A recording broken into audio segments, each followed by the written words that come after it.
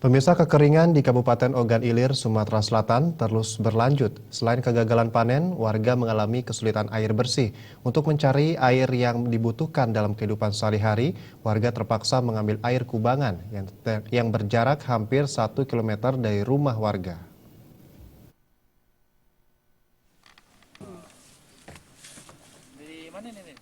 Musim kemarau telah mengakibatkan kekeringan melanda beberapa daerah di Provinsi Sumatera Selatan, seperti di Kabupaten Ogan Ilir. Akibatnya warga Indalaya, Kabupaten Ogan Ilir terus mengalami kesulitan air bersih.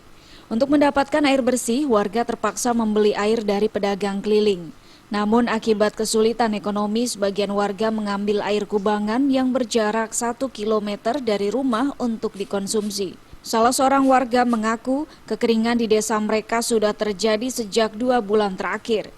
Yang jelasnya kami ini beli airnya. Satu jerigen itu harganya 500. Beli ke ada yang sumur.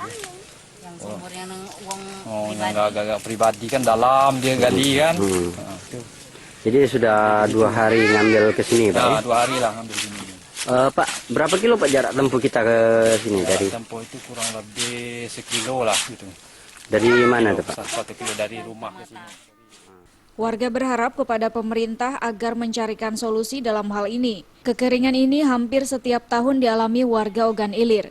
Namun sampai saat ini warga belum menerima perhatian serius dari pemerintah. Dari Kabupaten Ogan Ilir, Sumatera Selatan, Jamil Hasan.